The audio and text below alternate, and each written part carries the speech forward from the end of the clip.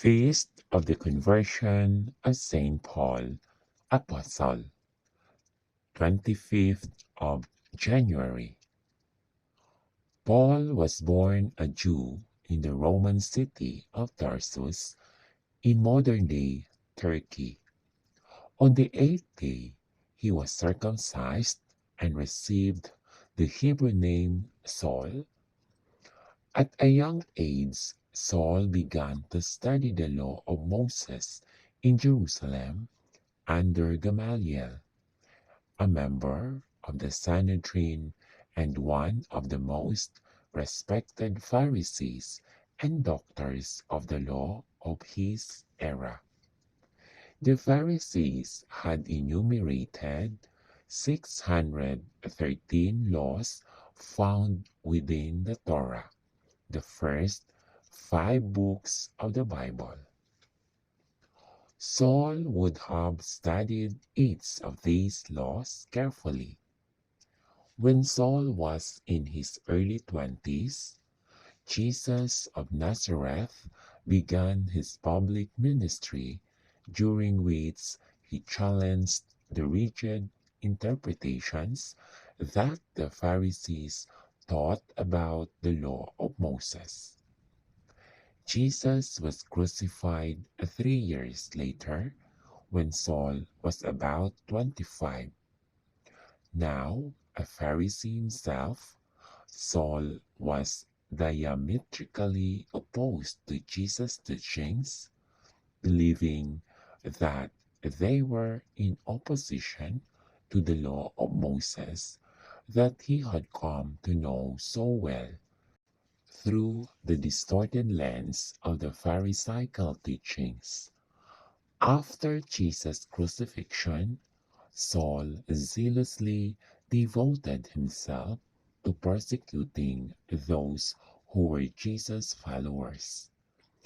Even when his own teacher, Gamaliel, recommended the followers of Jesus be ignored, Saul could not hold himself back.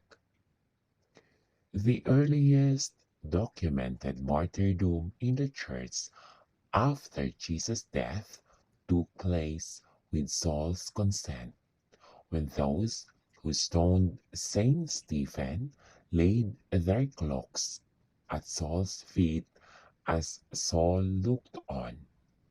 After that, Saul received a letter of permission from the high priest in Jerusalem to go beyond the city, searching from house to house to arrest those who followed Jesus, bringing them back in chains to stand trial in Jerusalem.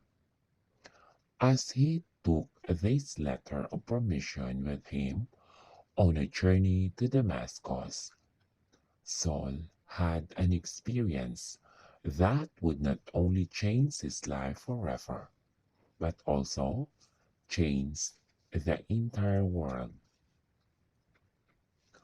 On his journey, as he was nearing Damascus, a light from the sky suddenly flashed around him. He fell to the ground and heard a voice saying to him, "Saul, Saul, why are you persecuting me?" He said, "Who are you, sir?" The reply came, "I am Jesus, whom you are persecuting."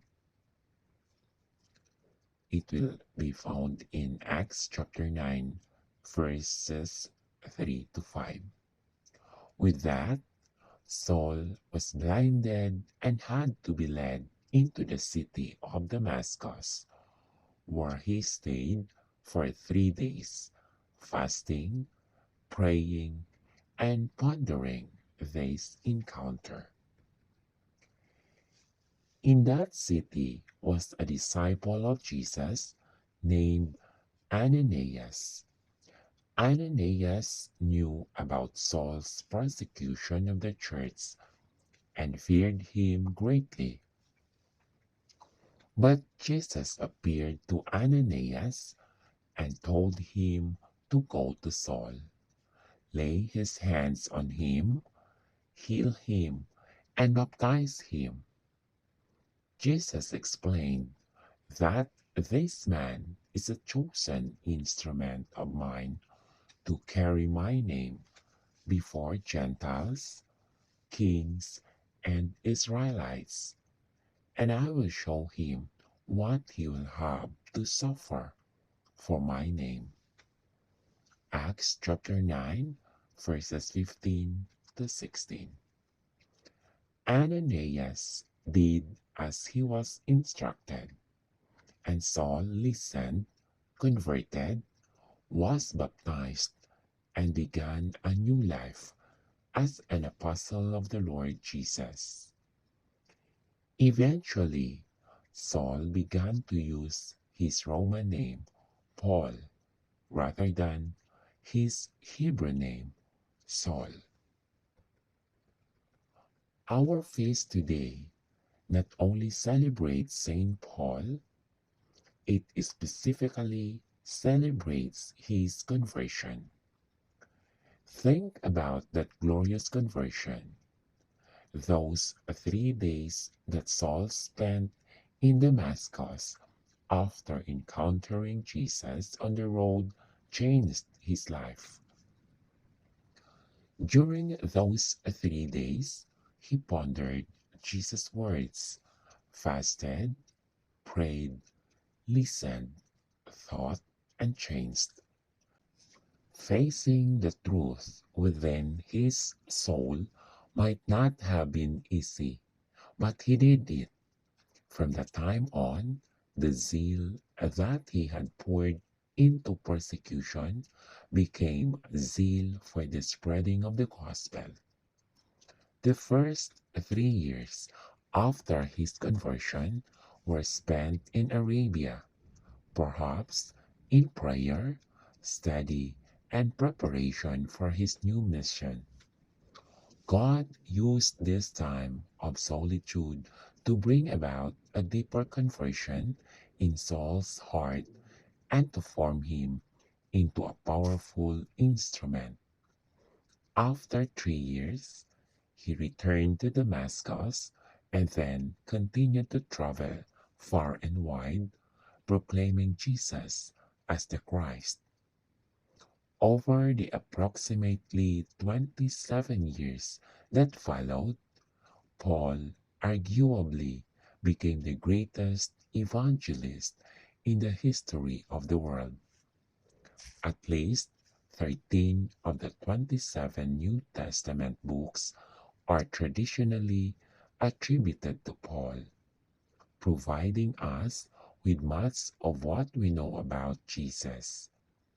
His letters are not only historical in nature, they are also rich in theology, providing the most sturdy foundation for all that we believe as Christians today. Paul personally founded more than a dozen Christian communities during his missionary travels, but the members of those communities then went forth to found many more, making Paul not only a spiritual father to many early Christians, but also a spiritual grandfather to countless others. He was tireless in his efforts despite enduring much suffering. In his mid-50s, Paul was arrested and spent years in prison. Being a Roman citizen, he appealed to Rome and was eventually sent there for trial. In Rome, he suffered martyrdom at around the age of 60, possibly as a result of the persecutions of the Emperor Nero. Though we do not know for certain how he died, tradition states that he was beheaded with a sword. It's easy to see St. Paul in the bright light of all that he accomplished. But one truth we must never forget is that he was only a man. He was a man who experienced a profound conversion and dedicated the rest of his life to the will of God. St. Paul must be a model for each of us. As we ponder his conversion today, think about your own conversion. If you are not as zealous for God as was St. Paul, work to change that. You are just as capable of living a radical Christian life as St. Paul.